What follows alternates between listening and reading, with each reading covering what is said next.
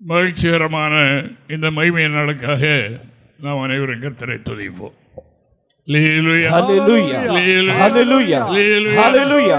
உலகத்தில் அநேக கர்த்தாக்கள், அநேக மேதைகள் இருந்தாலும் எல்லோரும் மரித்தார்கள், மரித்து அடக்கம் பண்ணப்பட்டார்கள்.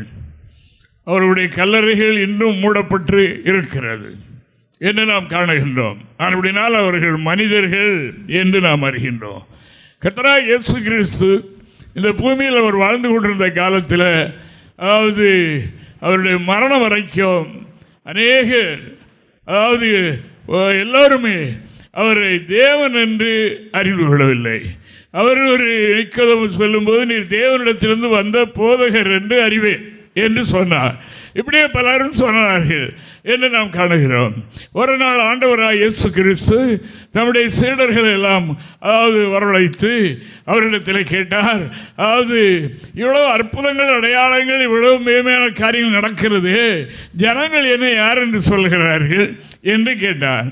அதற்கு ஒரு மாதிரி சொன்னார். கெட்டவர் என்று யாரும் சொல்லவில்லை, நல்லவர் என்று ஒரு தீர்க்கதரிசி என்று இப்படி சொல்லுகின்றார்கள் என்று தான் சொன்னார்களே ஒழிய அவரை தேவன் என்று கூட இருந்தவர்களும் அறியவில்லை என்று நாம் காணுகின்றோம். தேவனுக்கு மகிமை உண்டாவதாக. ஆண்டவர் கேட்டார், நீங்கள் என்ன அறிந்திருக்கிறீர்கள்? ஒருவர் மட்டும் சொன்னார், தேவனுக்கு மகிமை, நீர் ஜீவனுள்ள தேவனுடைய குமாரனாகிய கிறிஸ்து என்று அவர் தேவ தரிசனம் வெளிப்படுத்தல் பெற்றவர் அதை சொன்னார் என்று நாம் காணுகின்றோம். ஆண்டவராகிய இயேசு சொன்னார், யோனாவின் குமாரனாகிய சீமோனே, இது உனக்கு மாம்சம் இரத்தமும் வெளிப்படுத்தவில்லை, பிதாவின் ஆவியானவர் இதை உனக்கு வெளிப்படுத்தினார் என்று சொன்னார்.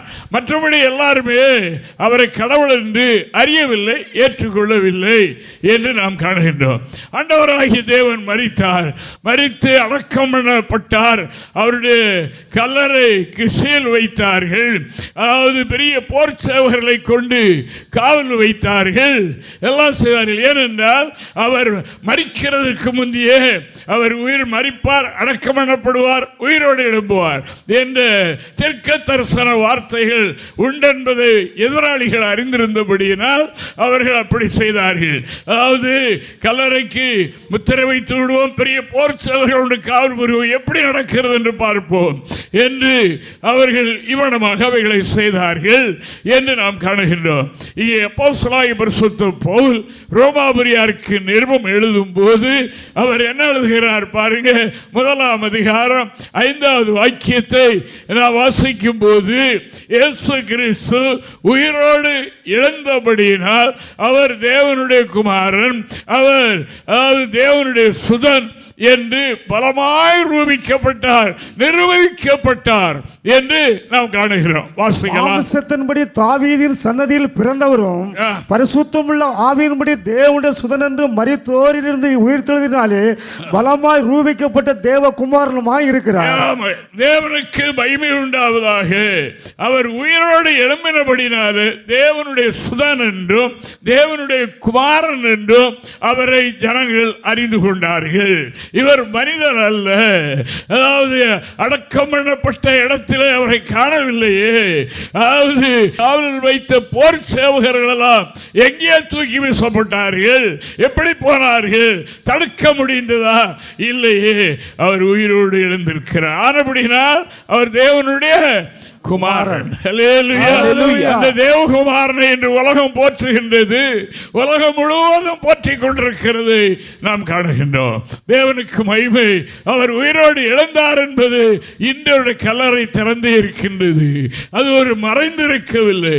உலக நாடுகளில் உள்ள அனைவரும் அந்த கல்லறை போய் பார்க்கிறார்கள், இன்றும் பார்க்கிறார்கள்.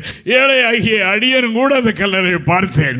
தேவனுக்கு மகிமை உண்டாவதாக. இஸ்ரவேல் தேசத்திற்கு போயிருக்கும் போது அந்த கல்லறையை பார்க்க ஒரு வாய்ப்பு கிடைத்தது, திறந்தே இருக்கின்றது. அவர் உயிரோடு எழுந்தபடியினால் தேவசுதன் அவர் தேவகுமாரன் என்று அறிந்து கொள்ளத்தக்கதாக இருந்தது என்று நாம் பார்க்கின்றோம். தேவனுடைய பரிசுத்த நாமத்திற்கு மகிமை உண்டாவதாக. ஆண்டவராகிய இயேசு கிறிஸ்து இந்த பூமியில் பிதாவின் சுத்தம் செய்து கொண்டிருக்கும் போது ஒரு நாள் நம்முடைய சீடர்களிடத்தில் அவர் இப்படி போதனை செய்ய ஆரம்பித்தார். பல அற்புதங்கள், பல அடையாளங்கள் செய்யப்படுகின்றது. செய்துவிட்டு அவர் ராக்காலங்களில் மலைகளுக்கும் காடுகளுக்கும் போய் ஜெபம் பண்ண போய்விடுவார். ஆனால் இந்த பூமியில் இருக்கிறது அவருடைய சீடர்கள் தான். அவர்கள் பூமியில் இருக்கிறபடினால், மக்களோடு இருக்கிறது அவர்களாக இருக்கிறபடினால் அந்த புகழ்ச்சி எல்லாம் அவர்களுக்கு கிடைத்து கொண்டே இருந்தது என்று நாம் காணுகின்றோம். உங்களுடைய குறி, அதாவது எவ்வளவு பெரிய அற்புதம் செய்கிறார், நீங்கள் பாக்கியவான்கள், அது அவர்களுக்கு ஒரு மேன்மையாக இருந்தது.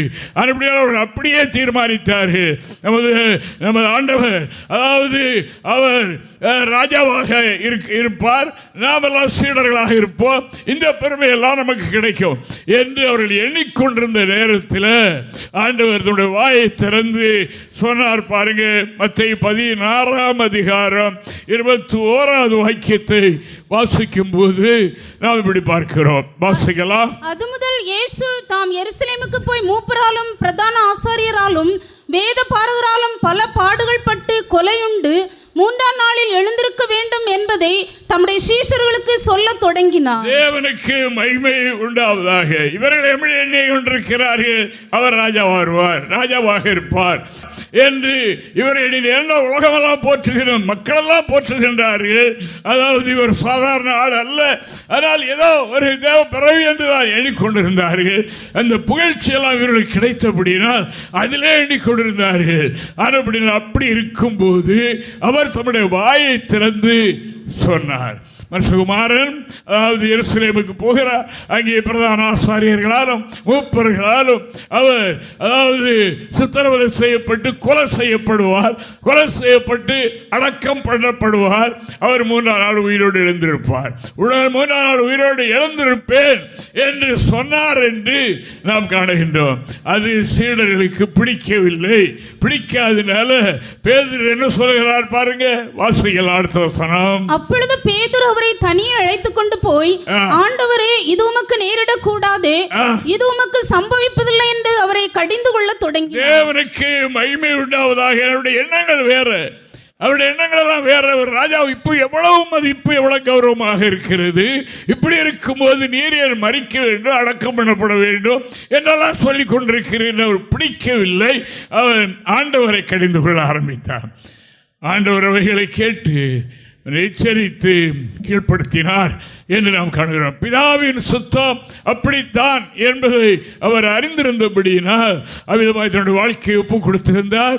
அவர் அதாவது மரிக்கும் முன்னாலே நான் மரிப்பேன், அதாவது உயிரோடு எழும்புவேன் என்று நம்முடைய ஆண்டவராய் இயேசு சொல்லி இருந்தார் என்று நாம் காணுகின்றோம். தேவனுடைய பரிசுத்த நாமம் மகிமைப்படுவதாக.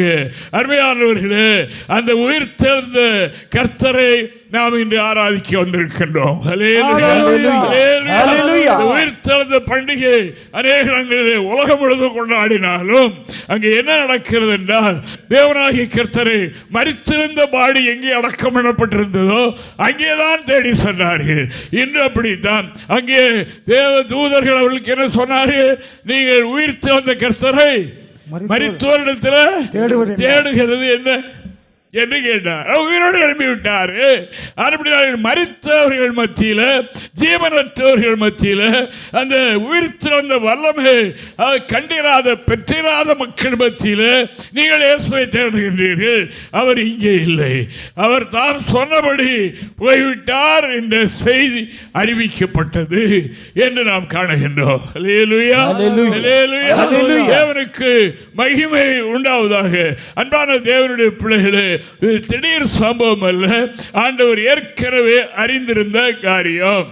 பிதாவாகிய தேவன் அப்படி சுத்தம் கொண்டிருந்தார் என்று அவர் தெரிந்திருந்த ஒரு காரியமாக இருக்கிறது என்று நாம் காணுகின்றோம். தேவனுக்கு மகிமை. இங்கே தாவீது ராஜாவை குறித்து வேதம் என்ன சொல்லுகிறது என்றால், தாவீது ஒரு பெரிய தீர்க்கதரிசி என்று நாம் காணுகின்றோம். அவர் தீர்க்கதரிசனமாக சொன்ன வார்த்தை என்ன என்றால், அதாவது தேவனுடைய மரணத்தை பற்றியும் முடியும். அவருடைய ஆத்துமா பாதாளத்தில் விடப்படுவது இல்லை, அவர் உயிர் திறந்திருப்பார் என்று தாவீதும் சொன்னார் என்று இங்கே பெந்தகோஸ்து நாளில் அப்போஸ்தலனாகிய பேதுரு பண்ணிய பிரசங்கத்தில் அவர் இப்படி சொல்லுகிறது. அப்போஸ்தலர் 2ஆம் அதிகாரம் 30 முதல் 33 வரைக்கும் உள்ள வசனங்களை நான் படிக்கும் போது நான் இப்படி காணுகின்றோம். இருந்து உன் சிங்காசனத்தில் வீற்றிருக்க மாம்சத்தின்படி ஒரு சன்னதியிலே கிறிஸ்துவை எழும்ப பண்ணுவேன் என்று தேவன் தனக்கு சத்தியம் பண்ணினதை அறிந்திருந்தபடியால் அவர் கிறிஸ்துவனுடைய ஆத்துமா பாதாளத்திலே விடப்படுவதில்லை என்றும் அவருடைய மாம்ச வலிவை காண்பதில்லை என்றும் முன்னறிவித்து அவர் உயிர்த்ததலை குறித்து இப்படி சொன்னான். இந்த இயேசுவை தேவன் எழுப்பினார், இதற்கு நாங்கள் எல்லோரும் சாட்சிகளாக இருக்கிறோம். தேவனுக்கு மகிமை உண்டாவதாக. இந்த இயேசுவை நீங்கள் கொலை செய்தீர்கள், இந்த இயேசுவை நீங்கள் ஏற்றுக்கொள்ளவில்லை, ஆனால் தாவீதை நீங்கள் விசுவாசிக்கிறீர்கள். அதே தாவீது தான் தீர்க்க தரிசனமாக சொல்லி இருக்கின்றார். அதாவது தேவனுடைய குமாரன் கர்த்தராகிய இயேசு கிறிஸ்து அவர் மரிப்பார், அவர் உயிரோடு எழும்புவார், அவருடைய ஆத்துமா பாதாளத்தில் விடுவதில்லை, பாதாளத்தில் விடப்படுவதில்லை, மாம்சம் அழிவை காண்பது இல்லை, அவருடைய மாம்சம் கட்டு போகாது, அந்த மாம்சம் உயிரோடு எழும்பும் என்ற ஒரு மரணத்திற்கு முன்னாலே தாவீது தீர்க்க தரிசனமாக இந்த வார்த்தையை சொன்னார். அதற்கு அநேக சாட்சிகள், நாங்களும் சாட்சிகள் என்று தேவனுடைய சீடர்கள் சொன்னார்கள். அப்படி எழுதியிருக்கிறது. அவர் உயிரோடு எழுந்து விட்டார் என்று மட்டுமல்ல, அவர் உயிரோடு இருக்கிறார் என்பதற்கு இன்று நாங்கள் எல்லாம் சாட்சிகள். சாட்சிகளாக இருக்கின்றோம்.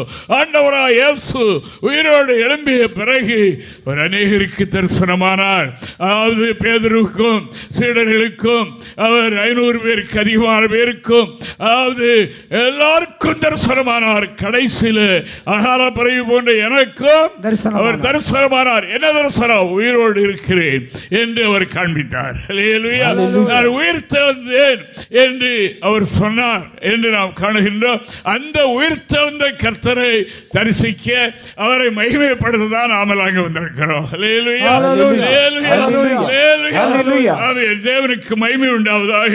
ஆண்டவராகிய இயேசு கிறிஸ்து சொன்னார், மரித்தேன் ஆனாலும் சதா காலங்களிலும் உயிரோடு இருக்கிறேன் என்று வெளிப்படுத்தின விசேஷம் 1ஆம் அதிகாரம் 18வது வாக்கியத்தில் அவர் இப்படி சொல்லுகிறதை நாம் இங்கே பார்க்கின்றோம். ஆனாலும் இதோ சதா காலங்களிலும் உயிரோடு இருக்கிறேன். ஆமென். நான் மரணத்துக்கும் பாதாளத்துக்கும் உரிய திறவுகோல்களை உடையவராய் இருக்கிறேன். தேவனுக்கு மகிமை உண்டாவதாக. நான் மரித்தது உண்மை, ஆனால் நான் உயிரோடு எழுந்து சதா காலங்களில் உயிரோடு இருக்கிற தேவனாக நான் இருக்கிறேன் என்று நமது அருமையாளராகிய இயேசு கிறிஸ்து சொன்ன வார்த்தையை நாம் இங்கே பார்க்கின்றோம்.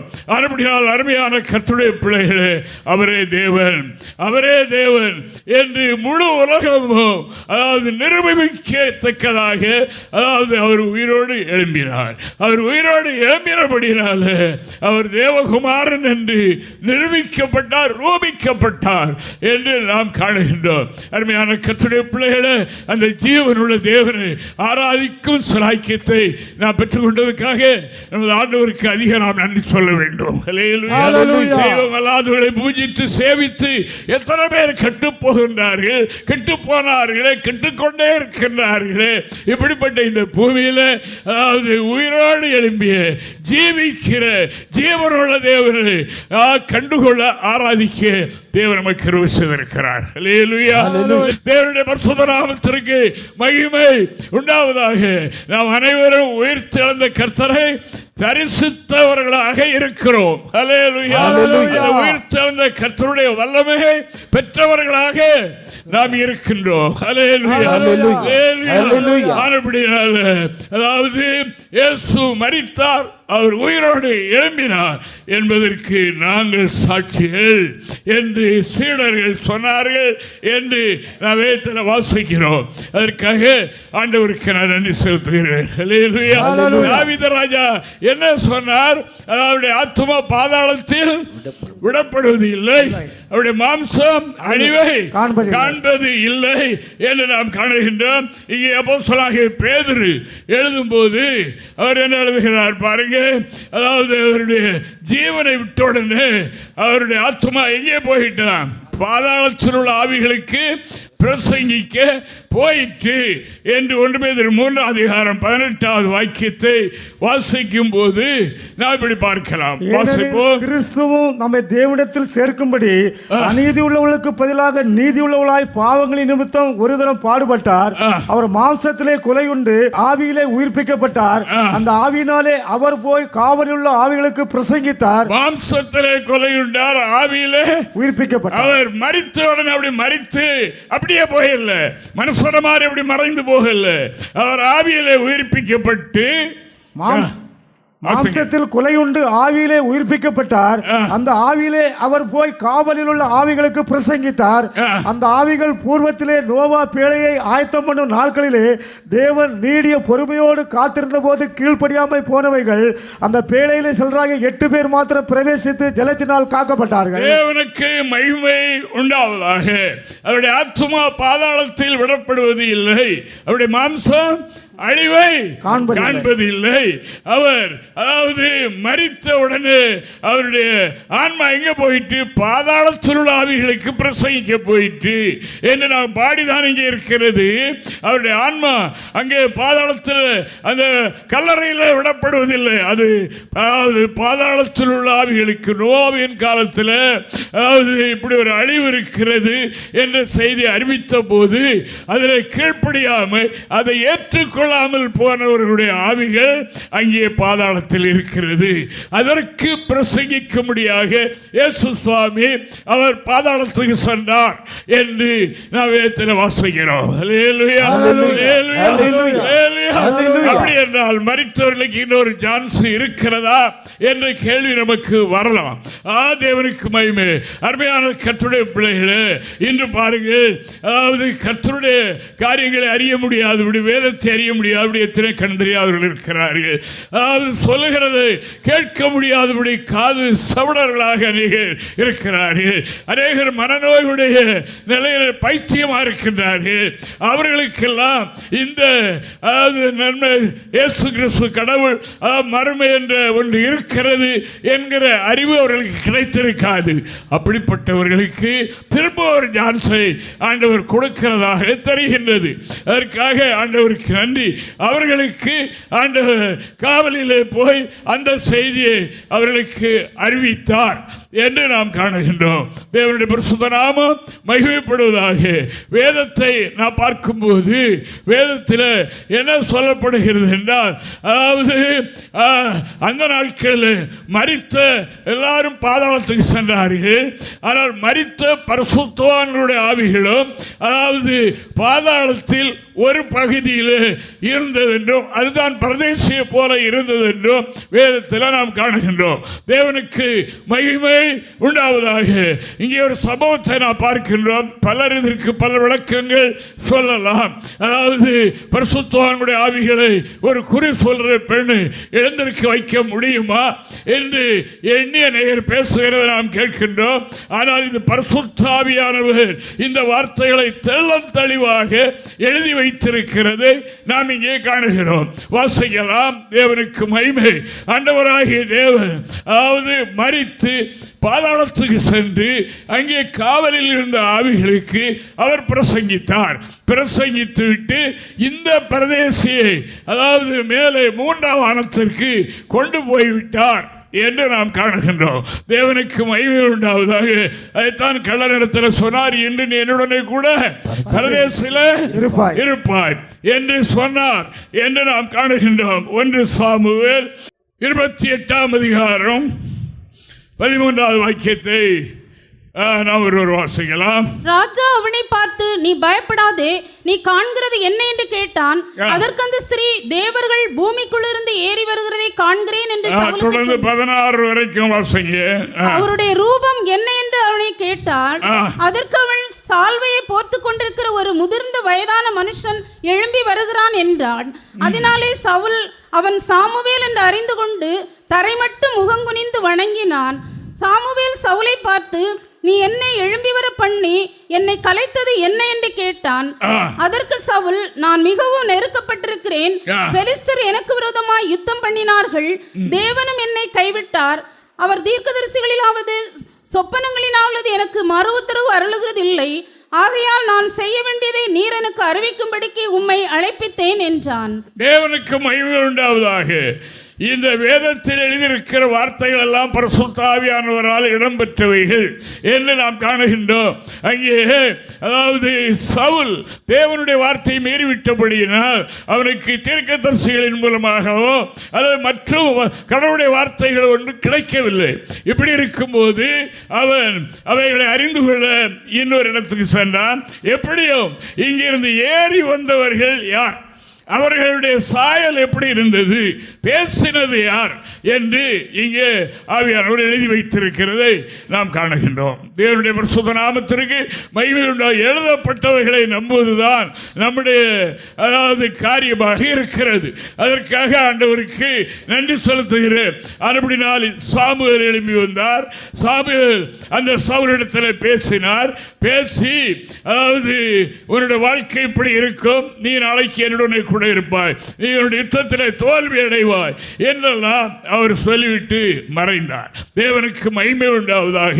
அருமையான கர்த்தருடைய பிள்ளைகளே, ஆண்டவராகிய தேவன் அதாவது பாதாளத்துக்கு சென்று அங்கே அதாவது கீழ்ப்படியாமல் போனவர்களுக்கு பிரசங்கித்தது மாத்திரமல்ல, அவர் உயிரோடு எழும்பிய போது அங்கே பாதாளத்தில் ஒரு பகுதியில் இருந்த பரிசுத்தவான்களையும் மேலே அவர் கொண்டு சென்றார் என்று நாம் பார்க்கின்றோம். தேவனுக்கு மகிமை உண்டாவதாக.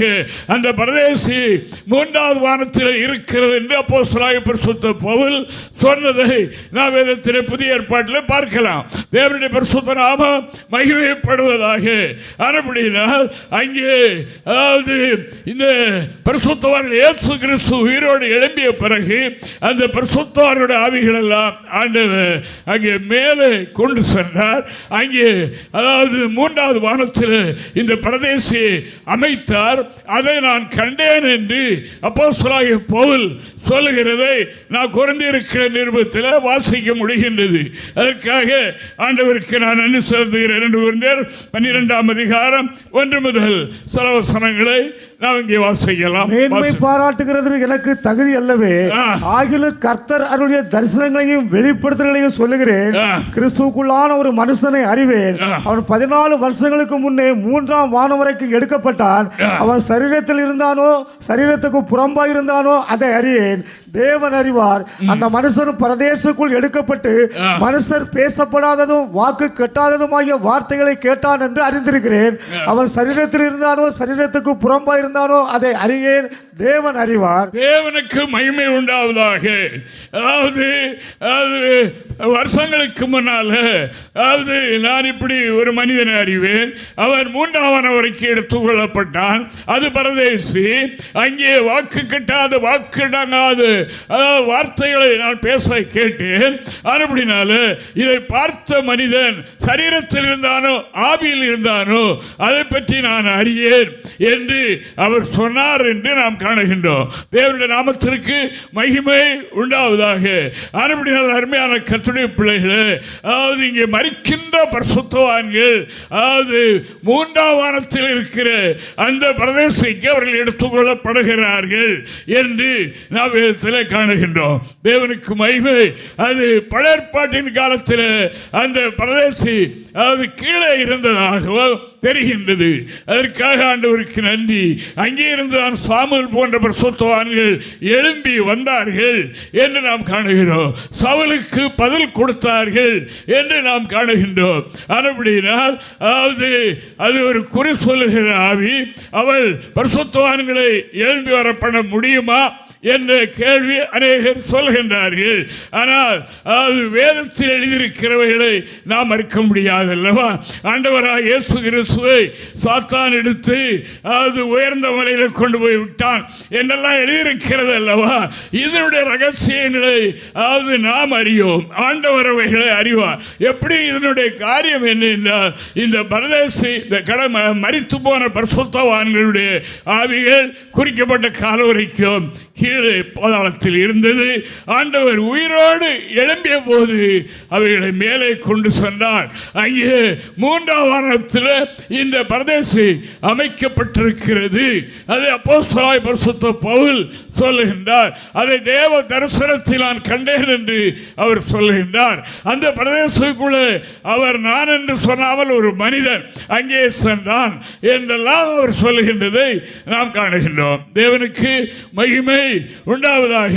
சரீரத்தில் இருந்தானோ ஆவியில் இருந்தானோ அதை நான் அறியேன்.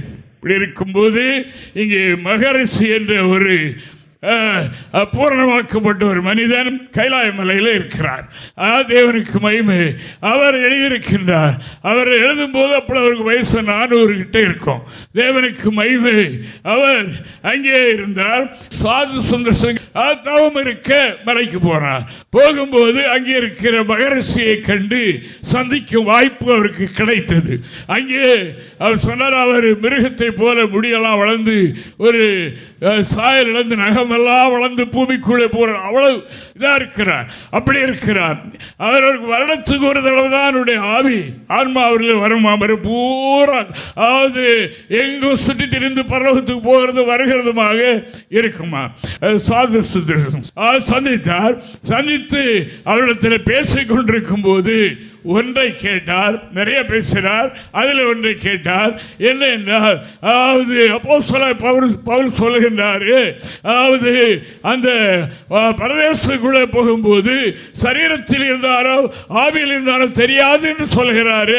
உங்களுடைய அனுபவம் என்ன என்று கேட்டபோது இவர் அதை விரும்புகிறார் என்று தெரிந்தவுடனே அவர் முழங்கால் படியிட வைத்து தலையிலே கை வைத்தார். வைத்த உடனே 2 பேரும் பரலோகத்துக்கு போனார்கள். இவர் சொல்லியிருக்கிறார், அதாவது அப்படி ஒரு சான்ஸ் கிடைத்தால் ஆண்டவருடைய எவ்வளோலாம் பேசுவேனே, எவ்வளோ கேட்பேனே என்றெல்லாம் சொல்லியிருக்கிறார். அங்கே போன போது அங்குள்ள நிகழ்ச்சிகளை பார்த்து இவர் அப்படியே அதாவது ஏக்கம் அடைந்து சொன்னார் என்றார். அப்பொழுது மகரிஷி சொன்னார், இப்பொழுது ஒன்றை தொட்டுப்பார் என்று. தொட்டு பார்த்த போது ஆவியாக இருந்தது. கையெடுத்து விட்டார். பழையபடி மாம்சத்தில் ஆகிவிட்டு இப்படிப்பட்ட அவரை பற்றி ஹிஸ்டரி எழுதியிருக்கிறது. தேவனுக்கு மகிமை. அருமையான தேவனுடைய பிள்ளைகளே, இந்த நாளில் அதாவது நாம் என்ன பார்க்கிறோம் என்று சொன்னால், அதாவது ஆண்டவராகிய தேவனுடைய பரிசுத்தவான்கள் மேலே இருக்கின்றார்கள் என்று நாம் பார்க்கின்றோம். அந்த ஆன்மா அழிந்து போகிறது அல்ல. ஆண்டவராக இயேசு கிறிஸ்துவினுடைய ஆத்மா அதாவது பாதாளத்தில் விடப்படுவது இல்லை, அவருடைய சரீரம் அழிந்து போவது இல்லை என்று சொன்ன பிரகாரம் பரிசுத்தவான்களுக்கும் அந்த சிலாக்கியத்தை ஆண்டவர் வைத்திருக்கிறார். அதற்காக ஆண்டவருக்கு நான் ஸ்தோத்திரம் செலுத்துகிறேன். பரிசுத்த நாமம் மகிமைப்படுவதாக. ஆனபடியால் அருமையான கர்த்தருடைய பிள்ளைகளே, அது நாம் இந்த நாளில் என்ன அறிந்திருக்கிறோம் என்றால், உயிர்த்தெழுந்த கர்த்தர் என்னோடு இருக்கிறார், நம்மோடும் இருக்கிறார். திருச்சபையோடு அவர் இருக்கிறார். திருச்சபைக்கு அவர்தான் தலை, திருச்சபை அவருடைய சரீரம் என்ற அறிவுடையவர்களாக நாம் இருக்க வேண்டும் என்று கர்த்தருடைய வேதம் சொல்லுகின்றபடினால் ஆண்டவரே நான் துதிக்கிறேன். தேவன் அவன் மகிமைப்படுவதாக. உண்மையை மறைக்க ஆதி காலத்திலிருந்து சத்துருக்கள் திட்டமிட்டார்கள். இயேசு கிறிஸ்துடைய காலத்தில் அவரிடத்தில் அநேக கேள்விகளை கேட்டார்கள். அவரை குற்றப்படுத்துவதற்காக அவர் சொல்லுகிற வார்த்தை சரியில்லை என்று நிரூபிப்பதற்காக பல கேள்விகளை அவரிடத்தில் கேட்டார்கள். அதில் ஒன்று, அதுக்கு முன்னால் கேட்டார், வரி கொடுக்கலாமா, நியாயமா? அப்படி என்றால் இவர் ராயனோடு இவரை பிணக்கு உண்டாக்கி இப்படி நாட்டுக்கு வரி கொடுக்கக்கூடாது என்கிற துரோகியாக இருக்கிறார் என்று சொல்லலாம் என்று எண்ணினார். தகுந்த பதிலை சொன்னார், ஞானமான பதிலை சொன்னார். இதை அறிந்த ஒரு வகுப்பினர், சதுசேயர் என்று சொல்லப்படுகிற ஒரு வகுப்பினர்கள் அவரிடத்தில் வந்தார்கள். வந்தார்கள். அவரிடத்தில் ஒரு கேள்வி கேட்டார்கள். நீர் மரித்த பிறகு ஒரு உயிர்த்தெழுதல் இருக்கிறது, இயேசு அதாவது இப்படி நீர் அறிவிக்கிறீர், மரித்த பிறகு உயிர்த்தெழுதல் உண்டென்று. ஆனபடினால நான் ஒன்று கேட்கிறேன், எனக்கு பதில் சொல்லும் என்று கேட்டார். சதுசேயர்கள். தேவனுக்கு மகிமை. எப்படி கேட்டார்கள்? அதாவது நியாயப்பிரமாணத்தில் எழுதியிருக்கிறது, ஒரு மனிதன் திருமணமாகி அவன் இறந்து விட்டால் அவனுடைய மனைவி அவனுடைய அடுத்த சகோதரன் பாகம் பண்ணி அவனுக்கு சந்தானம் உண்டாக்கணும் என்று. இப்படியே எங்கள் மத்தியில் ஒரு குடும்பத்தில் 7 சகோதரர்கள் இருந்தார்கள். தேவனுக்கு மகிமை உண்டாவதாக. இந்த 7 பேரும் இப்படியே அதாவது இறந்து 7 பேரும் ஒரு ஸ்திரீயை வாகம் பண்ணியிருந்தார்கள். இப்போ அந்த ஸ்திரீயும் இறந்தது, எல்லாரும் இறந்தார்கள். உயிர்த்தெழுதல் உண்டு என்று சொல்லுகிறீர்கள் அல்லவா? அப்படி அந்த உயிர்த்தெழுதல் அதாவது அந்த பெண் யாருக்கு மனைவியாக இருப்பாள் என்று கேட்டார். தேவனுக்கு மகிமை. அவர்களும் பெரிய ஞானிகள் தான், மனிதர்கள் பதில் சொல்ல இயலாதுதான். ஆண்டவர் சொன்னார், உயிர்த்தெழுதல் மறுமை பற்றி உயிர்த்தெழுதலை பற்றி நீங்கள் அறியாமல் இருக்கிறீர்கள், மாம்ச ஆராய்ச்சியில் நீங்கள் இருக்கிறீர்கள். அப்படினால மரித்தோரின் உயிர்த்தெழுதல் என்றால் என்ன, மர்ம எப்படி இருக்கும் என்று ஆண்டவர் அவர்களுக்கு சொன்னார் என்று இங்கே மத்தேயு 22ஆம் அதிகாரம் 29வது வாக்கியத்தில் சொல்லுகிறதை நாம் இங்கே பார்க்கின்றோம். வாசிக்கலாம். இயேசு அவர்களுக்கு பிரதியுத்தரமாக, நீங்கள் வேத வாக்கியங்களையும் தேவனுடைய வல்லமையும் அறியாமல் தப்பான எண்ணம் கொள்ளுகிறீர்கள். உயிர்த்தெழுதலில் கொள்வனையும் கொடுப்பனையும் இல்லை. அவர்கள் பரலோகத்திலே தேவ தூதரை போல இருப்பார்கள். பரலோகத்திலே தேவ தூதர்களை போல இருப்பார்கள். அங்கே போய் அம்மா அப்பா கணவன் மனைவி பிள்ளைகள் என்ற அறிவு உடையவர்களாய் இருக்க மாட்டார்கள். ஆனால் உயிர்த்தெழுந்த பிறகு அவர்கள் எப்படி இருப்பார்கள்? தேவ தூதர்களை போல இருப்பார்கள் என்று பதில் கொடுத்தார். என்று நாங்கள் உயிர்த்தெழுதல் இல்லை என்று சாதிக்கிற சதுசேயர்கள் என்று இவர்களை பற்றி சொல்லி இருக்கிறது. அப்படினால உயிர்த்தெழுதல் இல்லை என்று அவர் சொன்ன வார்த்தையை கேன்சல் பண்ணணும் என்று அவர்கள் பிரயாசப்பட்டார்கள். ஆண்டவர் அருமையான பதிலை சொன்னார். அப்படினால் அருமையான கர்த்தருடைய பிள்ளைகளே, ஆண்டவராய் தேவன் உயிரோடு எழும்பினார். அவரை ஆராதிக்கிறவரை ஏற்றுக்கொண்டவர்களுக்கு ஒரு உயிர்த்தெழுதல் இருக்கின்றது. தேவனுக்கு மகிமை உண்டாவதாக.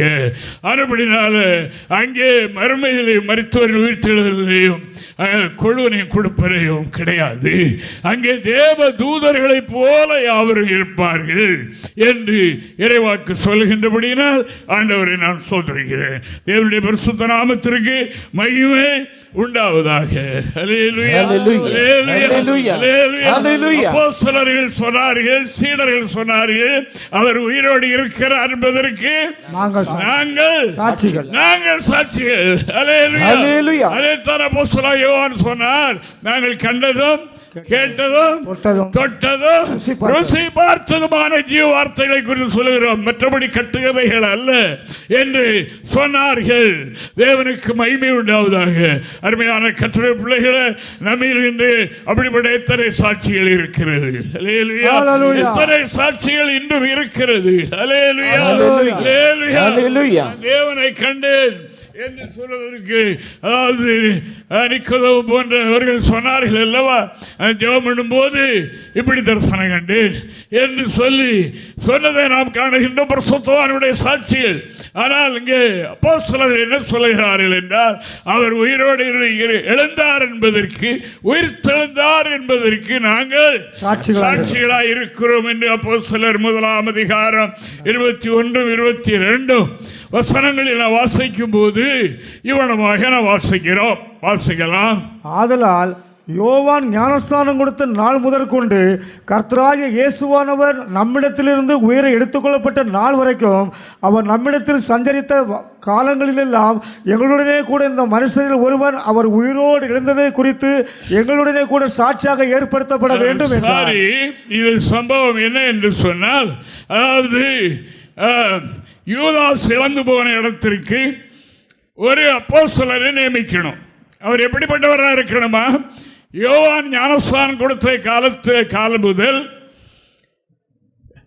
இயேசு உயிரோடு எழுந்தார் என்ற அந்த தரிசனம் கண்ட அந்த அறிவுடைய ஒரு மனிதன் அப்போஸ்தலனாக இருக்கணும் என்று அவர் சொன்னார் என்று நாம் காணுகின்றோம்.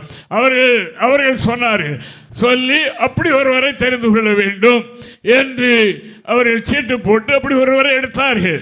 ஆனபடினால அதாவது இந்த தேவ ஊழியம் செய்கிறவர்கள் இருக்கிறார்கள் அல்லவா, அவர்கள் அதாவது நாங்கள் தேவன் உயிரோடு இருக்கிறார் என்பதற்கு சாட்சிகள். நாங்கள் அந்த உயிரோடு இருந்த ஆண்டவரை தரிசித்தோம், அவரை பார்த்தோம், அவர் எங்களிடத்தில் பேசுகின்றார், எங்களை இந்த கிரியை செய்கிறார். அந்த உயிர்த்தெழுந்த வல்லமையை அதாவது பெற்ற நாங்கள் அதாவது உயிர்த்தெழுந்த வல்லமையினால் அநேக காரியங்களை இயேசு நாமத்தில் நடப்பித்திருக்கிறோம் என்று சொல்லக்கூடிய ஒருவன் அது என்ன என்றால் உயிரோடு எழுந்திருக்கிறார் என்று நான் சாட்சி, நாங்கள் சாட்சி என்று சொல்லுகிற ஒருவனை நியமிக்க வேண்டும் என்று சொன்னார்கள். அப்படியே சீட்டு போட்டு ஒருவரை எடுத்தார்கள் என்று நான் வேதத்தில் வாசிங்க தொடர்ந்து.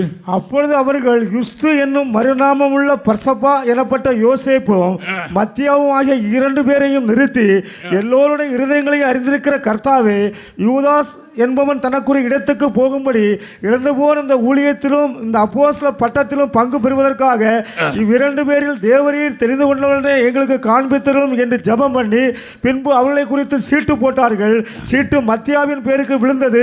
அப்பொழுது அவன் 11 அப்போஸ்தலருடனே சேர்த்துக் கொள்ளப்பட்டான். தேவனுக்கு மகிமை உண்டாவதாக. அருமையான கர்த்தருடைய பிள்ளைகளே, இந்த புதிய ஏற்பாட்டு கால ஊழியம் செய்கிறவர்கள் யாரா இருக்கணும்?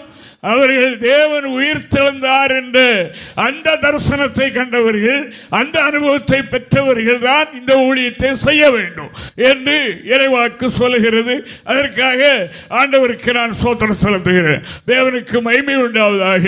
மற்றபடி அதாவது இன்று பட்டப்படிப்பு படித்துவிட்டு அல்லது வேத கலாசாலையில் படித்துவிட்டு அதாவது ஊழியத்தில் இறங்குகிற அந்த ஊழியம் அல்ல, அதுவும் வேண்டும். ஆனால் அவர்கள் இருக்க வேண்டிய பிரதான காரியம் என்ன? அதாவது இயேசு உயிரோடு எழுந்தார் என்பதற்கு நாங்கள் சாட்சிகள் வேதத்தில் எழுதியிருக்கிறது என்று சொல்வது மட்டுமல்ல, அவர்கள் நாங்கள் அதற்கு சாட்சிகள். நீங்கள் இயேசுவை தரிசித்தீர்களா? உயிர்த்தெழுந்த இயேசு அதாவது நீங்கள் கண்டீர்களா என்றால் ஆமாம் என்று சொல்லக்கூடியவனாக இருக்கணும் அந்த ஊழியக்காரன். தேவனுக்கு மகிமை உண்டாவதாக.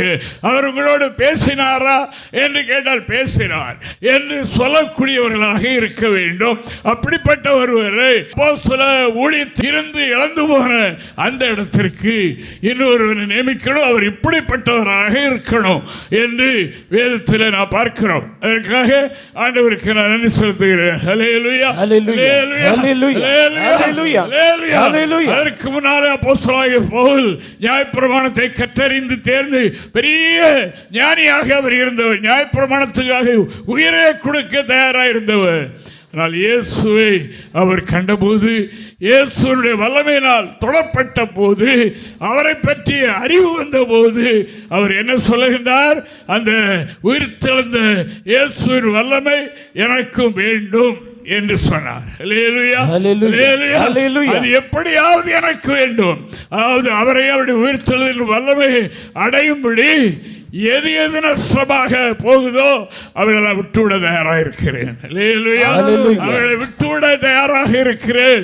எனக்கு வேண்டியது இயேசுவின் உயிர்த்தெழுந்த வல்லமை வேண்டும் என்று சொன்னார். அருமையான கர்த்தருடைய பிள்ளைகளை, புதிய ஏற்பாட்டு மக்களாகிய நம்முடைய வாழ்க்கை என்ன? அதாவது இயேசு உயிரோடு இருக்கிறார். அவர் என்னோடு கூட இருக்கிறார், என்னோடு பேசுகிறார், ஜெப வேளையில் அவரை நான் பார்க்கிறேன் என்ற அந்த அறிவுடையவர்களாக நாம் இருக்க வேண்டும் என்று இறைவாக்கு சொல்லுகிறதற்காக ஆண்டவரை நான் சோதரிக்கிறேன். ஹல்லேலூயா. பிலிப்பியர் 3 அதிகாரம் 10-11 வசனங்களை நான் வாசிக்கும் போது இங்கே நான் இப்படி பார்க்கிறோம். வாசிக்கலாம். இப்படி நான் அவரையும் அவருடைய உயிர்த்தெழுதலின் வல்லமையும் அவருடைய பாடுகளின் ஐக்கியத்தை அறிகிறதற்கும் அவருடைய மரணத்துக்கொப்பான மரணத்துக்குள்ளாகி எப்படியாயினும் நான் மரித்தோர்ந்து உயிரோடு எழுந்திருப்பதற்கு தகுதியாகும்படிக்கும் அவருக்காக எல்லாவற்றையும் நஷ்டம் என்று விட்டேன், குப்பையுமாக எண்ணுகிறேன். தேவனுக்கு மகிமை உண்டாவதாக. ஹல்லேலூயா, ஹல்லேலூயா, ஹல்லேலூயா. எப்படியாவது கர்த்தரே அவருடைய வல்லமை, உயிர்த்தெழுந்த வல்லமையையும் பெற வேண்டும், நான் அடையணும். ஹல்லேலூயா. அதுதான் மேன்மை. நான் இதுவரைக்கும் கற்றது அறிந்தது ஏராளம். பெரிய பட்டதாரி அல்லவா அவர், பெரிய மனிதன் அல்லவா, ஆனால் அவைகளினால் எனக்கு ஒன்றும் இல்லை, அவைகளினால் எனக்கு ஒரு மீட்பும் இல்லை. தேவனுக்கு மகிமை. இயேசுவை உயிர்த்தெழுந்த இயேசு என்னை சந்தித்தபடியினால் அந்த உயிர்த்தெழுந்த இயேசுவின் வல்லமை எனக்கு வேண்டும் என்று அவர் விரும்பினார். ஹல்லேலூயா. அந்த வல்லமையை அவர் பெற்றார் என்று நாம் காணுகின்றோம். அந்த வல்லமையை பெற்றுத்தான் அவர் தேவ சாயலை அடைந்தார். அதாவது கிறிஸ்துவினுடைய அச்ச அடையாளத்தை என்னுடைய சரீரத்தில் தரித்திருக்கிறேன், ஒருவர் என்னை வருத்தப்படுத்தாதிருப்பானாக என்று அவர் சொல்லும் தைரியம் எப்படி வந்தது என்றால் அந்த உயிர்த்தெழுந்த வல்லமை அவரிலே அதாவது தங்கி இருந்தது. அதில் இருந்துதான் அவர் பெரும் பெரும் அற்புதமான காரியங்களை அவர் செய்தார் என்று நாம் காணுகிறோம். இந்த கடைசி காலத்தில் ஆண்டவராய் தேவன் திருச்சபை எழுப்பியிருக்கிறார். அல்லேலூயா. சபை எழுப்பியிருக்கிறார். அல்லேலூயா. சபையினுடைய அனுபவம் என்ன இருக்கணும் என்றால், சபையினுடைய போதகர்களுடைய அனுபவம் எப்படி இருக்க வேண்டும் என்றால், பிள்ளைகளுடைய சாட்சி எப்படி இருக்க வேண்டும் என்றால், இந்த உயிர்த்தெழுந்த வல்லமையுடையவர்களாக நாம் இருக்க வேண்டும். ஏதோ வருஷம் பண்டிகை ஆசரித்தோம் போனோம் என்பது அல்ல. அந்த பண்டிகையில் உயிர்த்தெழுந்த நாளில் அதாவது நம்முடைய உணர்வும் நம்முடைய தியானமும் எப்படி இருக்க வேண்டும் என்றால், அந்த உயிரோடு எழும்பிய அந்த தேவனாகிய கர்த்தருடைய வல்லமை எனக்கு வேண்டும், அதை நான் பெற வேண்டும். எப்படியாவது அது பெறுவதற்கு இருக்கிற தடை எதுவோ அதையெல்லாம் குப்பையாக எண்ணுவேன், அதெல்லாம் அற்பமாக எண்ணுவேன், தள்ளி போடுவேன் என்று சொன்னார் என்று நாம் காணுகின்றோம். கர்த்தருடைய பிள்ளைகளே, அந்த உயிர்த்தெழுந்த இயேசுவை தரிசிக்கிறோமா? அந்த உயிர்த்தெழுந்த இயேசுவின் வல்லமை நம்மிலே தங்கி இருக்கிறதா? இல்லை என்றால் அதற்கு தடை என்ன என்கிறதை நாம் கண்டுபிடிக்க வேண்டும். கண்டுபிடித்து அவைகளை, அதாவது இந்த உலகத்தில் எவ்வளவு பெரிய காரியமாக இருந்தாலும் குப்பை என்று சொல்கின்றார். ஒன்றுமில்லை, மூச்சு போனால் எல்லாம் போச்சு, ஒன்றும் கிடையாது. அப்படினால அவைகள் என்னுடைய கிறிஸ்துவை அறிகிற அறிவுக்குள்ளால் வருகிற போது அது குப்பையாக, அது என்னுடைய பார்வையில் அற்பமாக காணுகிறது. அவைகளெல்லாம் நான் விட்டு விடுகிறேன் என்று சொன்னதாக வேதத்தில் வாசிக்கிறோம். தேவனுக்கு மகிமை உண்டாவதாக. அன்பான கர்த்தருடைய பிள்ளைகளே, இந்த நாளில் நம்முடைய நாட்டமும் அதுவாக இருக்கட்டும் என்பதை நான் உங்களுக்கு சொல்லிக்கொள்ள ஆசைப்படுகின்றேன். மற்றவர்களைப் போல இருக்கக்கூடாது. நான் உயிர்த்தெழுந்த இயேசுவை அறிந்திருக்கின்றோம், அப்படினால அந்த வல்லமை எனக்கு வேண்டும் என்று நாம் கேட்போம். அந்த வல்லமை எனக்கு வேண்டும் என்று கேட்போம். அதை தேவன் நமக்கு தர வல்லவராய் இருக்கிறார். அந்த வல்லமையினாலே நாம் எவ்வளவு பெரிய தீமைகளையும் மேற்கொள்ள முடியும் என்பதை நான் உங்களுக்கு சொல்லிக் கொள்கிறேன். நமக்கு அவைகளை பற்றிய நீண்ட அறிவில்லாவிட்டாலும் அந்த வல்லமையை நாம் பெறுவதற்கு தடையாக இவைகள் நம்மில் இருக்கின்றது என்கிறதை மட்டும் நாம் கண்டுபிடித்தால் போதும். தேவனுக்கு மகிமை உண்டாவதாக. என்னுடைய ஊழிய காலத்தில் நிறைய அனுபவங்கள் உண்டு. ஆனால் ஒரே ஒரு காரியத்தை நான் உங்களுக்கு சொல்ல விரும்புகின்றேன். அந்த உயிர்த்தெழுந்த வல்லமை என்னெல்லாம் செய்யும், எப்படியெல்லாம் அது உதவி பண்ணும் என்பதை நாம் அறிந்து கொண்டு அனுபவித்த காரியங்களாக இருக்கிறது. அதற்காக நான் தேவனை சுதிக்கிறேன். தேவனுடைய பரிசுத்த நாமம் மகிமைப்படுவார். ஊழியத்தின் ஆரம்பத்தில் பாஸ்தான் எல்லாம் செய்வாங்க. நோயாளிக்கு ஜெபம், பேய் துரத்துறதோ மற்ற எல்லா காரியங்களும் செய்வாங்க. திடீரென்று அவங்களுக்கு பாம்பைக்கு போக வேண்டிய ஒரு சந்தர்ப்பம். அங்கே ஒருவருக்கு சீரியஸாக இருக்குது, இவங்க மூலம் ரட்சிக்கப்பட்டவர். அப்படினால அவரை பார்க்கணும் என்று 2 பேர் போக முடியாது. அப்போ டிக்கெட் எடுக்க வாய்ப்பு கிடையாது. எப்படி அவங்க பிரயாசப்பட்டு ஒரு டிக்கெட் எடுத்து அவங்க நான் போயிட்டு வர்றேன், ஜெபம் பண்ணி கொண்டு ஏறின்னு சொல்லி என்னை விட்டு போயிட்டாங்க. ஆமாம், தேவனுக்கு மகிமை. அப்போ நான் எனக்கு ஒன்றும் தெரியாது, கிறிஸ்துவை பற்றி மட்டும் கொஞ்சம் தெரியும். வேற ஒரு அனுபவமும் கிடையாது. இப்படி மத்தியான வேளையில் அப்போ நம்ம இப்போ பெரிய ஆட்கள்லாம் இருக்கிறவங்க அப்போ காலேஜில் படிச்சுட்டு இருந்தாங்க. லீவ் விட்ட போது எல்லாம் ஜெபத்துக்கு ஆலயத்துக்கு வந்துடுவாங்க. அப்படி ஒரு பெரிய கூட்டமே வந்திருந்தாங்க. வந்து ரவுண்டாக உட்கார்ந்து மத்தியான ஜெபம் பண்ணினோம். இல்லையா? மத்தியான ஜெபம் பண்ணி பாட்டு படித்து கொண்டிருக்கும் போது ஒரு மெலிந்த மனிதன் வந்தார். மெலிந்த மனிதன், ரொம்ப மெலிந்த மனிதன் வந்து அவர் இப்படி எனக்கு எதிராக அந்த ரவுண்டில் இருந்தார். பார்த்து சோமல்ல போல வந்திருக்காரு. அப்படியே பாட்டு முடிந்து கர்த்தரை ஸ்தோத்தரிப்போம் என்று கண்ணை மூடிய போது எனக்கு கண்ணை விழித்து பார்க்கணும் போல இருக்கு. தேவனுக்கு மகிமை உண்டாவதாக. கண்ணை விழித்து பார்க்க வேண்டும் என்று நான் விழித்து பார்க்கும்போது இவர் ஏன் மேலே பாயிறதுக்கு நாக்கெல்லாம் வெளியே கிடக்கு, அதாவது கண்ணெல்லாம் இப்படியே இருக்குது. அது கொஞ்ச நேரத்தில் அவன் மேலே பாஞ்சிருவான். அந்த அளவுக்கு ரெடியாக இருக்கிறான். அந்த ஆவி அப்படி இருக்குது. நமக்கு என்ன செய்ய முடியும்? நான் இதுவரைக்கும் ஒரு அனுபவமும் கிடையாது. ஒரு சுத்தாய் பெற்றிருந்தோம். அந்த உயிர்த்த அந்த வல்லமை நம்மிலே இருந்தது. அது என்ன செய்யுங்கிறதுக்கு தான் உங்களுக்கு சொல்றேன். ஒன்றுக்கும் பயப்படாதீர்கள், உலகத்தில் உள்ள எந்த சக்திகளுக்கும் பயப்படாதீர்கள். ஆண்டவர் ஆகி தேவன் உயிரோடு எழும்பினார். அந்த உயிர்த்த வல்லமை நம்மிலே இருக்கிறது. பார்த்த மாத்திரத்தில் பாடி எப்படி பறந்து போச்சுன்னு தெரியாது. பறந்து போய் அவன் மேல விழுந்து பெரிய ரவுண்டு அவன் அந்த பக்கத்தில் இருக்கிறான். அவன் மேல விழுந்தது. அதோடு அந்த ஆவி போயிட்டு ஆராதனை முடியும் போது தெளிந்த மனிதனாக, சுய புத்தி உள்ளவனாக, தன்னுடைய வாழ்க்கையில் உண்டான காரியங்களுக்காக மனஸ்தாப்படுகிறவனாக இருந்து நல்ல ஒரு மனிதனாக, விசுவாசியாக ஆவதற்கு ஏதுவாக இருந்தது. அதற்காக ஆண்டவருக்கு நன்றி. உயிரோடு எழுப்பிய அந்த வல்லமை இன்றைக்கும் தம்முடைய மக்கள் மத்தியிலே கிரியை செய்கிறது. அந்த வல்லமையை தேவன் தம்முடைய பிள்ளைகளுக்கு தர வேண்டும் என்று விரும்புகின்றார். அதுபடியினால் நாம் அதை பெற்றுக்கொள்ள வாஞ்சிப்போம். அவர் எப்படி சொல்லுகிறார் பாருங்க. கேட்கிறேன் கர்த்தாவே, நீர் உங்களுக்கு சுத்தமானால் விருப்பமான இடத்தில் தான்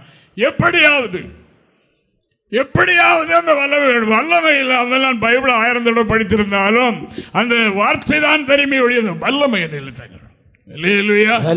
உயிர்த்தெழுந்த வல்லமை தங்குவதற்கு நம்ம இருக்கிற பழைய கிரியைகளை முற்றும் அகற்ற அது குப்பையாக எண்ணிடணும்.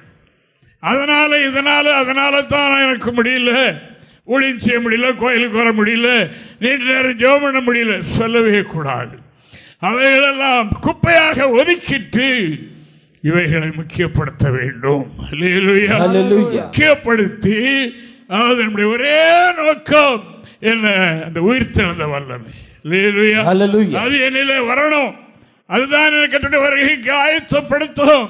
அதுதான் தீமையான பொல்லாங்க நெய்கிற அந்த தீமையான கிரிகளை மேற்கொள்ள அதுதான் சக்தி வாய்ந்தது. இப்படி 1000 காரியங்களை சொல்ல முடியும் அருமையானவர்கள். இந்த ஊழிய காலத்தில் பிழைத்திருந்து இன்று உங்கள் மத்தியிலே நிற்கிறோம் என்றால் அந்த வல்லமை தான். அந்த உயிர்த்தெழுந்த வல்லமை நம்மோடு கூட இருக்கிறபடியினால் அது எல்லாவற்றிற்கும் நமக்கு உதவி செய்ய போதுமானதாக இருக்கிறது. அதை அடைந்து கொள்ள நாம் நாடுவோம். தேவனுடைய பிள்ளைகளை நாம் மரித்தவர்கள் மத்தியில் இருந்தோம். இப்போ ஆண்டவர் ஜீவனுள்ள ஒரு தேவனை அவர் பிரசன்னமாக இருக்கிற இடத்துல அவரை நாம் தரிசிக்க இவ்வளவு பேர் வந்திருக்கிறோம். இவ்வளவு பேரும் நாம் அவர் சொன்னார்ல 500 பேருக்கு அதிகமானவர்களுக்கும் மற்ற பிறகு அப்போஸ்தலர்களுக்கும் அதற்கு பிறகு தன்னை எப்படி தாழ்த்தினார் பாருங்க. அகால பரவி போன்ற பாவியிலும் பிரதானமான பாவியாகி எனக்கும் தரிசனமானார். அப்படிப்பட்ட சரீரத்தில் தான் அந்த வல்லமை இறங்கும். எனக்கு எல்லாம் தெரியும் என்று சொல்லுகிற சரீரத்தில் அந்த வல்லமை இறங்காது. அதெல்லாம் வல்லமை ஆராய்ச்சி. அதான் அது இது ஆண்டவரே ஒன்றுமில்லை. அவர் அகால பிறவியா, அவர் பூரணமாக்கப்பட்ட ஒரு மனிதன், ஒரு பெரிய மனிதன். அவருடைய பெயரே சவுல் என்று நாம் காணுகின்றோம். சவுல் என்றால் என்ன? பெரியவர். அவங்க அப்பாவுக்கு என்னென்றால் என்னுடைய இந்த ஊரில் என்னுடைய மகன் தான் பெரியவனாக இருக்கணும் என்று எண்ணி பெரியவன் என்ற பெயரை விட்டார் சவுல். இயேசுவை அறியக்கூடிய அறிவு அவருக்கு ஏற்பட்ட போது, அந்த உயிர்த்தெழுந்த தேவனுடைய மகத்துவத்தை கண்டபோது அவர் என்ன செய்து விட்டார்? பேரை மாற்றி விட்டார், பேரை மாத்திட்டார். அல்லேலூயா. இந்த பெரியவன் பெரியவன் பெரியவன், உயர்ந்தவன் உயர்ந்தவன், எனக்கெல்லாம் தெரியும் என்ற அந்த இடத்தில் அது வல்லமை வராது. அல்லேலூயா. அவர் தன்னை சின்னவர்களாக ஆக்கிவிட்டார். கர்த்தருக்கு பைபிளை நீங்கள் படித்தீர்கள் என்றால் தெரியும், அவருக்கு அப்போஸ்தலனாகிய பவுலுக்கு சின்னப்பர் என்று பெயர் எழுதப்பட்டிருக்கிறது.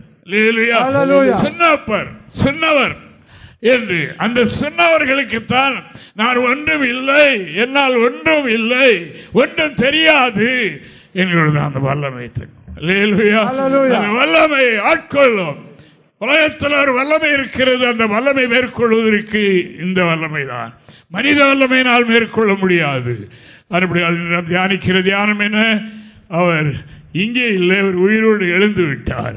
இயேசு உயிர்த்தெழுந்த கர்த்தரை தரிசிக்க நாம் இங்கே கூடி வந்திருக்கின்றோம். அல்லேலூயா. அனுபவங்கள் அப்படி இருக்கட்டும். அல்லேலூயா. தேவனுடைய பரிசுத்த நாமம் மகிமை படுவதாக.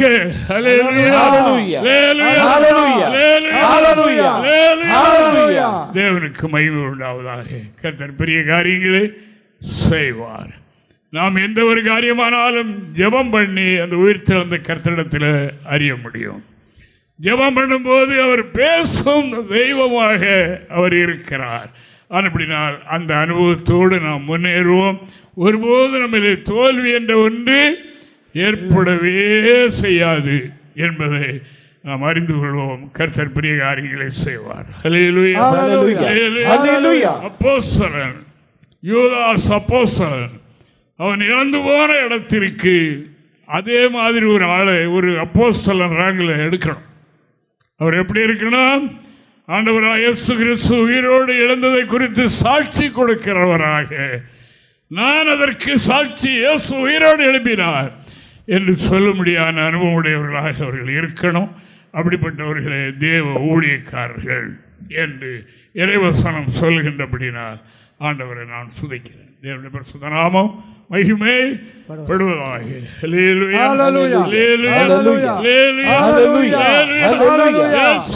எப்படி கடவுள் என்றால் அவர் உயிரோடு எழுந்ததனால் அவர் கடவுள். உயிரோடு எழுந்ததனால் கடவுள் என்று மட்டுமல்ல, கடவுள் என்று மக்கள் அறியத்தக்கதாக அது இருந்தது. எல்லாருடைய நாமம் சொன்னது இவர் தேவகுமாரன், தேவசுதன் என்று சொல்லி.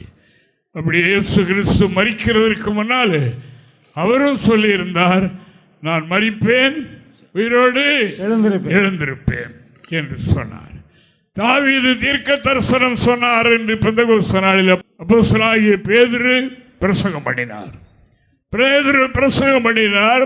அதாவது தாவீது இப்படி சொல்லியிருக்கிறார், அவர் மரிப்பார், அவருடைய ஆத்மா பாதாளத்தில் விடப்படுவதில்லை, அவருடைய சரீரம் அழிவை காண்பது இல்லை. தேவனுக்கு அவருடைய சரீரம் அழிவை காணவில்லை. அந்த சரீரத்தோடு தான் அவர் மறுரூபமாகி வெளியே வந்தார் என்று நாம் காணுகின்றோம். அப்படிப்பட்ட இறைவனை நாம் ஆராதிக்கிறோம். அவர் அப்படி ஆனதினால் அவரை விசுவாசிக்கிற அனைவருக்கும் அந்த கிருபை உண்டு. அதை பெற்றுக்கொள்ள நாம் ஆயத்தப்படுவோம். இந்த உயிர்த்தெழுந்த தினமாகிய இன்றைய தினத்தில் அறிந்து கொள்கிற காரியம், அப்போஸ்தலன் சொன்னது போல இயேசு உயிரோடு எழுப்பினார் அல்லவா, அந்த உயிர்த்தெழுந்த வல்லமை, அவரை உயிரோடு எழுப்பிய அந்த வல்லமை எனக்கு வேண்டும் என்ற தாகத்தோடு நாம் காணப்படுவோம். கர்த்தர் அனைவரையும் ஆசீர்வதிப்பாராக. எங்களை தொடர்பு கொள்ள வேண்டிய முகவரி: புதிய எருசலேம் சபை, 3/248 தெற்கு சானல் கரை, அனந்தன் பாலம், சாலேம் நகர், ஆசாரிப்பள்ளம் போஸ்ட், நாகர்கோவில் 629201. எங்களது தொலைபேசி எண் 8931313126 மற்றும் 94895299462.